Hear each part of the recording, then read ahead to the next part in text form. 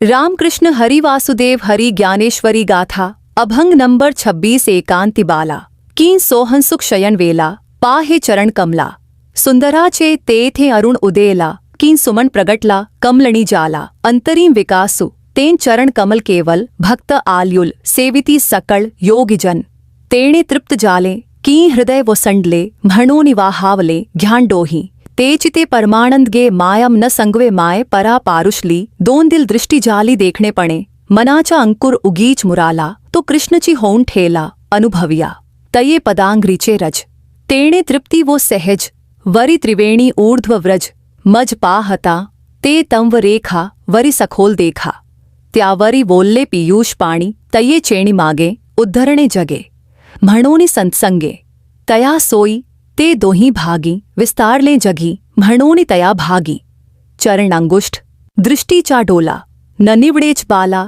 तेथे जाला एक वेला मुनिजनांगे माये तेठे बिंबली नखे की विवलणी विशेखे कालेपणाचेणी द्वेषे वाहावली पुढाम उग्मिच संचले की वियोगे वाहावले पुनर्पि जडले कृष्णपदी गंगा अंगुष्ठधार की वांकीचा बडीवार तेथे सप्तहिस्वर उमटताती स्वरूपीम रमली म्हणोनि अधोमुख जाली शोभती घाघुरली पाई प्रभावली गे माये तम ते निजानंद भरिते नेणती अणिकांते विसरली आपणाते हास्यवदने म्हणती नेति नेति गर्जना की माणिका खेवणा घोटिया अनुमाना बाला सूर्यो पोटरिया निवाला की उभलिया सरला जानुद्वय सोज्वला उच्च स्तंभ ऊंच युगुल कटी माज सामावे मुष्टि सोहम समदृष्टि दोही भांगी गे माये वरी वेडिला पिंवला की मिर्वे सोनसला की कल्पतरु फुलेला नाभिस्थानी उन तेथे वेधु गोपीबाला की अंतरी सांवला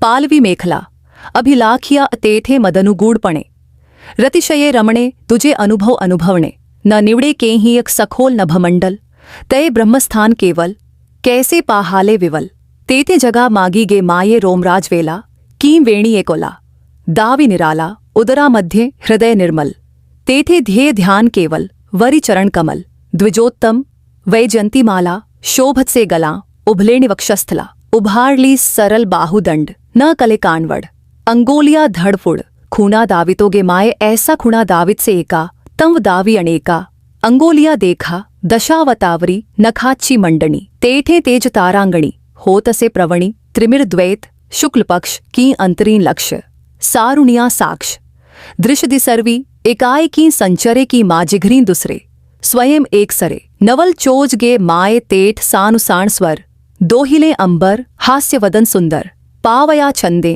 निमासुरा नेटका न कले ब्रह्मादिका वेधुनि गोपिका मोहियले जग समदृष्टि नासापुटी नेत्रद्वय निघाले भेटी रविशशि कोटि लोपले तेठे मना मारुणि मेला की कुंडले शोभे किला तेठे जालाय कवल्ला योगिजना गे माये व्योमिंचा मणि तया तल्ली सहस्त्रफणी तो लाधला निर्वाणी आराधिता शेष वर्णिता श्रमला म्हणोनि शरण आला शयन होनी ठेला तया तली ऐसी सुमन सेजा की मवालपण बरविया वोजा तेथे रातली रमा भाजा न निवड़े केही ऐसा झाला ए कवला शेष म्हणे दैव आलिम फला आता पाहिल सुनीला काए सेज माजी ऐसया चे ध्यान जरी है न करी मन तरीच पतन जन्म मरणयन चिंता साठी फेड़ी की उभारुणिया गुड़ी स्वयं सुखाचिया आवड़ी काम सांडितासी आता करूं पाहे ध्यान तरी सहजेंची उन्मण म्हणोनि समाधान होये जीवा तीर्थ व्रत तप दान जरीन करी है मन तरी सहजची साधन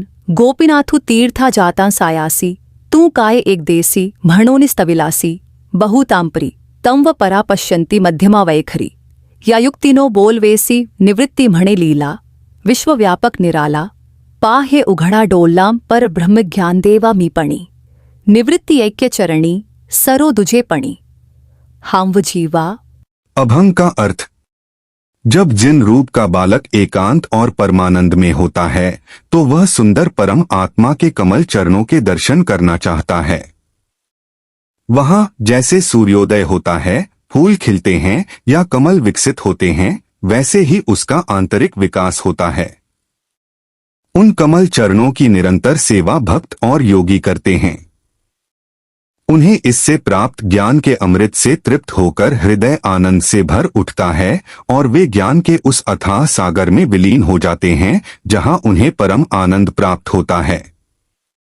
इसका वर्णन करते हुए पराही खुंटी को इसे देखकर तृप्ति हुई। मन में बीज का अंकुरण हुआ और वह अनुभव कृष्ण बन गया। मैं उनके चरणों की धूल से सहज रूप से संतुष्ट हो गया।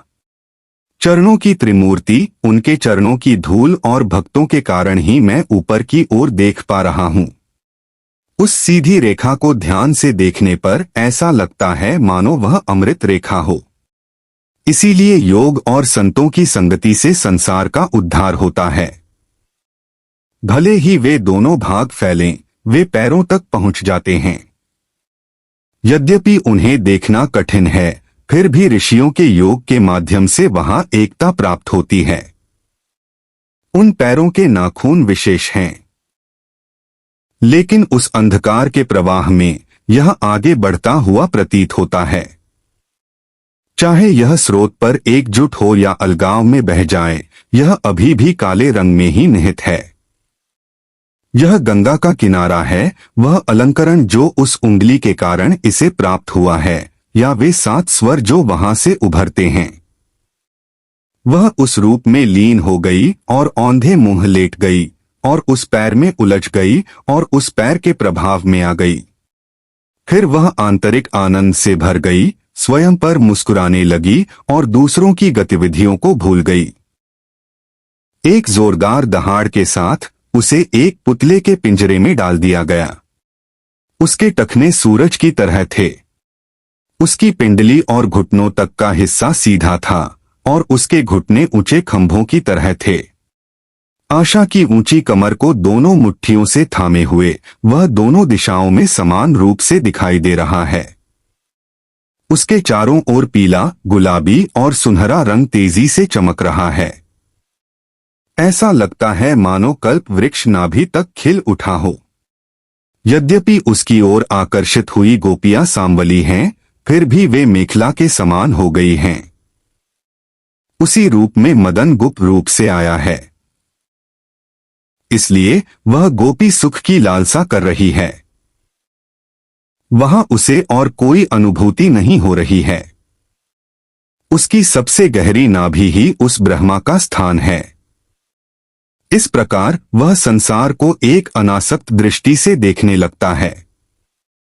उसके पेट के बाल चोटी जैसे प्रतीत होते हैं।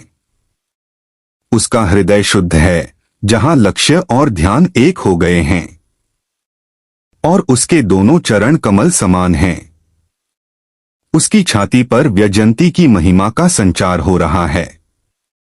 वीडियो पसंद आया हो तो वीडियो को लाइक करे, शेयर करे और चैनल को सब्सक्राइब करे। स्क्रीन पर दिख रहे QR कोड को स्कैन करके चैनल को सपोर्ट करे। धन्यवाद। रामकृष्ण हरि वासुदेव हरि।